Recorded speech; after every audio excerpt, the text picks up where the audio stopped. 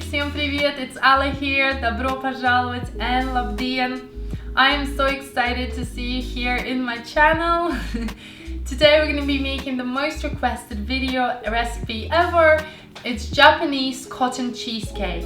It is so fluffy, so delicious. It's a really nice mix between a sponge cake and a cheesecake, and I just call them like a little marriage together because you get both of the best worlds. It's so creamy, literally tastes like a cloud in your mouth, looks like a cloud, and is so absolutely amazing. You're gonna love this recipe so much. You're gonna be making this cake all the time. I can't wait to share with you all my tips and tricks, and now let's get baking. First thing we're gonna do is prepare our baking ring. It needs to be nice and tall. I'm using 18 centimeter ring and about 9 centimeter in height, but of course you can adjust it to your preferences. You want to wrap it nice and tight in foil. I'm usually using double or triple foil because we don't have the bottom, so I want to make sure it's nice and sealed so no water gets into my cheesecake. So make sure to go around the edges and really press down your foil to seal the end and the bottom together with your cake pan. Then I want to go ahead and lightly spray or use butter inside your cake tin and then add parchment paper at the bottom. You also want to add parchment paper on the sides to make sure you create that extra height. Even though my cake pan is tall, it's always good to have that safety. Over here I've got my baking tray and it's deep, and I'm gonna fill it up halfway through with water and place it in my oven to preheat already. This is important as we're going to be baking and steaming our cheesecake. First thing we're going to do, we're going to whip our egg whites. So in a bowl, add your egg whites. Be really careful when you separate them from your egg yolks so you don't get any fat into the egg whites, otherwise they will not whisk up. You want to whisk this for a couple of seconds, up to 1 minute, until you get nice foamy mixture just like so. And then you're going to start slowly adding your sugar. Now this is really important to add sugar a little bit at a time in stages so that your meringue can get nice and fluffy. So just keep going, add a little bit of sugar and whisk up. And this process can take 3 to 5 minutes depending on your electrical whisk, but at the end of the day we really want this nice and fluffy meringue just like this. Next, you're going to add your cream cheese and milk into a bowl and whisk it together on low speed. Okay, just be really careful as it can get everywhere. Once your milk and cream cheese have been whisked up, it should be nice and creamy consistency, just like so. You're then going to add sugar and butter and some lemon juice, which will balance the flavors perfectly. Then you're going to whisk it up one more time until all the ingredients are mixed through.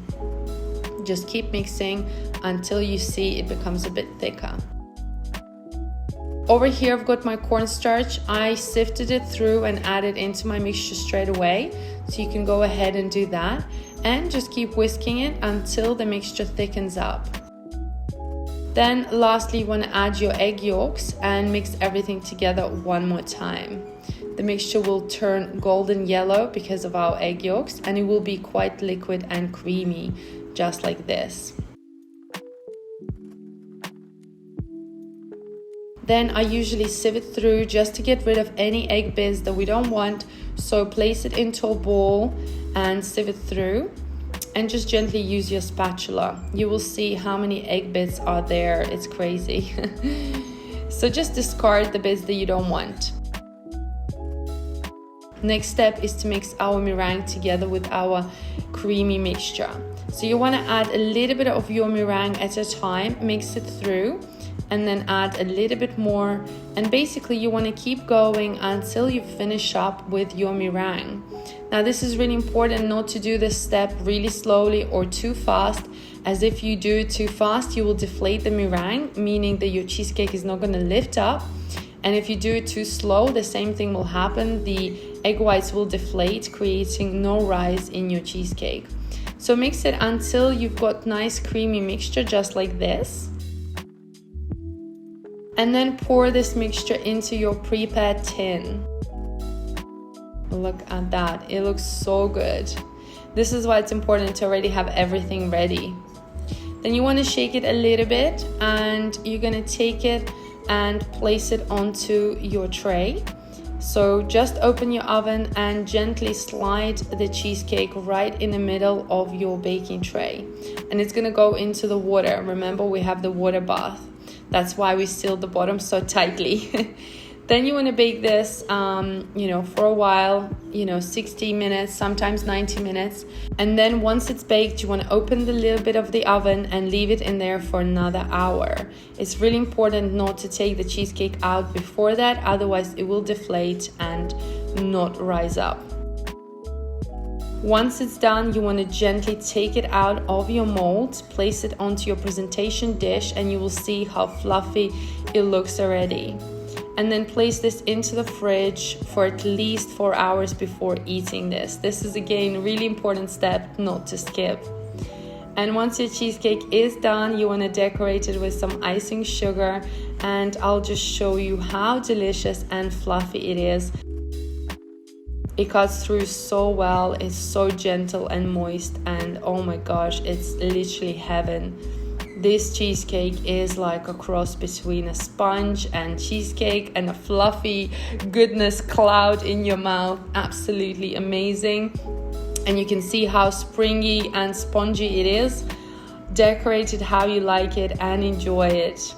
It's so good.